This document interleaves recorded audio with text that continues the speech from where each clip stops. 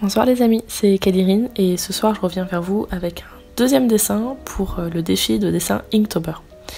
Alors pour ce dessin, le thème c'était tranquille et je me suis inspirée de mes dessins de l'année dernière pour le même challenge. En fait, j'avais dessiné une petite taupe en souterrain et aussi un petit animal. Bon, celui-là, il s'est retrouvé complètement raté. J'en étais très déçue, mais j'aimais bien le croquis. Alors là, je vous ai mis petite image de mon chat qui est venu squatter sur mes genoux. Donc elle aussi, elle aime bien se mettre dans un petit cocon. C'était pile le thème de la journée. Donc voilà, ce que j'ai décidé, c'est de représenter un petit renard dans un terrier souterrain, avec le petit elfe bien évidemment qui lui fait un câlin. Et là, vous voyez mon coussin. C'est marrant parce que après avoir fait le croquis de mon renard, j'ai jeté un coup d'œil vers ce coussin qui était tombé par terre et ça m'a fait sourire parce que j'avais un renard au doigt, vous voyez ma bague ici, j'avais le coussin par terre, enfin bref. Je me rends compte qu'il y a des thèmes récurrents dans ma vie, des choses que j'affectionne particulièrement et apparemment le renard, surtout couché en boule comme ça, en fait partie. Je vous ai pas filmé le croquis en dessin cette fois-ci parce que ça a pris beaucoup de temps dans la vidéo la dernière fois et puis j'ai quand même l'impression que pour Inktober ce qui est intéressant c'est le travail sur l'ancrage. Vous voyez que j'ai commencé avec la tête du renard et au final j'ai bloqué là parce que je savais plus comment avancer, donc je me suis dit que j'allais faire ce qui était facile comme d'habitude. Donc je me suis lancée sur les racines souterraines qui sont comme vous l'avez vu une reprise du dessin que j'avais fait l'année dernière. Et je suis contente parce que d'habitude j'aime pas recycler mes dessins. J'aime le concept mais c'est juste que ça m'ennuie. Et là au final j'étais très contente de le faire et j'ai bien aimé cet exercice.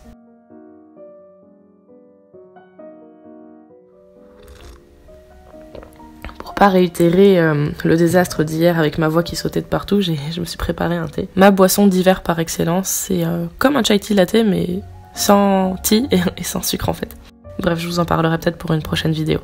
Donc, comme vous le voyez, au début, j'ai essayé de rajouter de la texture pour représenter le souterrain, en fait la terre. Mais je trouvais ça trop léger, ça me plaisait pas, et donc je suis allée vers du plus foncé. J'ai pensé à tout colorer, faire un bloc, un gros aplat noir, mais en prenant mon pinceau, je me suis rendu compte que ça passait plutôt bien de faire des petits traits comme ça. Ça permettait de laisser un tout petit peu de blanc une fois de temps en temps, et ça représentait les aspérités de la terre que j'aimais beaucoup. Au bout d'un moment, je suis passée à un brush, un feutre pinceau en fait, et j'ai trouvé que ça rendait encore mieux cette texture et que le noir était encore plus profond.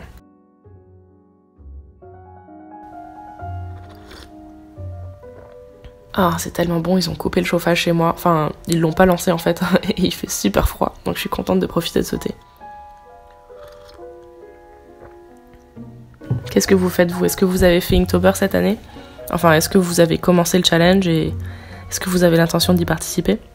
N'hésitez pas à me dire dans les commentaires si vous l'avez fait et si oui, quels sont les sujets des dessins que vous avez choisis pour l'instant.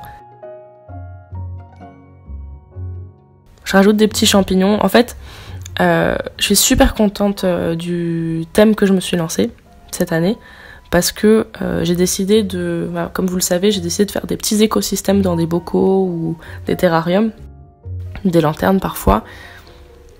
Et à chaque fois de représenter au moins un petit elfe, un petit lutin que j'ai imaginé dès le premier jour de ma préparation. Et en fait, je me dis que ce challenge, ça va être l'occasion parfaite de travailler mes décors en fait. Parce que jusqu'ici, j'aime beaucoup faire des personnages et j'ai dessiné pas mal de petits animaux, pas mal de petites créatures, mais toujours sur fond blanc. J'ai souvent fait ça en aquarelle sur fond blanc, je vous en montrerai peut-être un petit extrait, un petit exemple. D'ailleurs j'ai un renard, tiens, parfait. Et là du coup c'est l'occasion parfaite de réfléchir à un environnement pour eux et à vraiment les inclure dans cet environnement-là sans avoir la pression de devoir remplir une page A5 ou A4 ou même A3. Donc d'avoir quelque chose de plutôt confiné, mais quand même je suis obligée de travailler et rentrer dans le détail en fait. En parlant de rentrer dans le détail, j'ai adoré la façon dont j'ai fait la queue. Je me suis un peu inspirée de mon coussin que vous avez vu tout à l'heure. Si vous regardez la queue, vous verrez qu'il y a des motifs qui sont similaires. Et j'ai beaucoup aimé ce motif, j'ai trouvé que ça rend la queue toute touffue, c'est vraiment adorable. Comme je vous l'expliquais hier, j'essaye de me forcer un peu à ne pas avoir peur de foncer mes traits, à repasser, à refaire des contours, etc. Vous voyez que je suis repassée plusieurs fois, et là je repasse sur l'herbe aussi. Je trouvais que le petit lutin ressortait pas assez, donc vous l'avez vu, j'ai mis plein de noir autour et bah, c'était un coup de bluff en fait, je savais absolument pas ce que ça donnerait. Et au final, je trouve qu'en rajoutant comme ça par petites touches, on arrive à quelque chose de pas trop mal et bah, je suis assez satisfaite du résultat. Voilà, moi qui mets toujours 3 petits traits pour signifier le pelage de l'animal, bah, vous voyez que j'en rajoute énormément.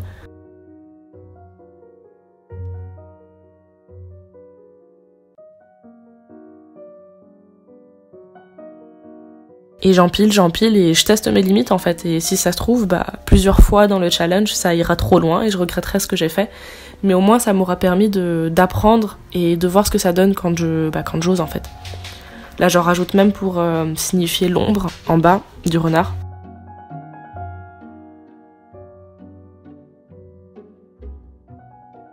Ça va un peu mieux ma voix, mais heureusement que j'ai monté avec moi.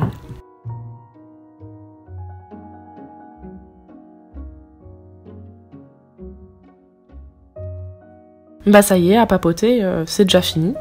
C'est passé vite, dis donc. Donc là, je faisais mon espèce de bocal lanterne.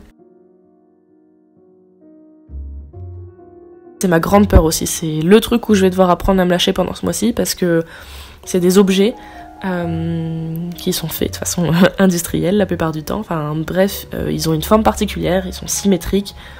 Et ça, bah, c'est ma grande peur. Comme vous voyez, je repasse plusieurs fois les traits parce que j'arrive pas forcément à faire droit et symétrique du premier coup. Mais au final, je suis contente parce que ça donne l'épaisseur au trait et que parfois je peux jouer avec l'ombre qu'il peut y avoir à cet endroit-là de l'objet.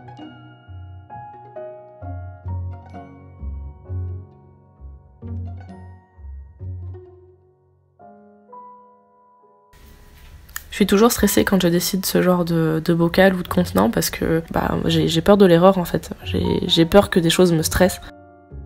J'aime bien par contre les petites textures que j'ai rajoutées, textures métalliques sur la grille, je trouve ça mignon. Enfin voilà, le dessin se termine ici, je vais vous montrer un aperçu final. J'espère qu'il vous plaira, moi je suis assez contente du résultat. Je vous dis à très vite et je vous embrasse.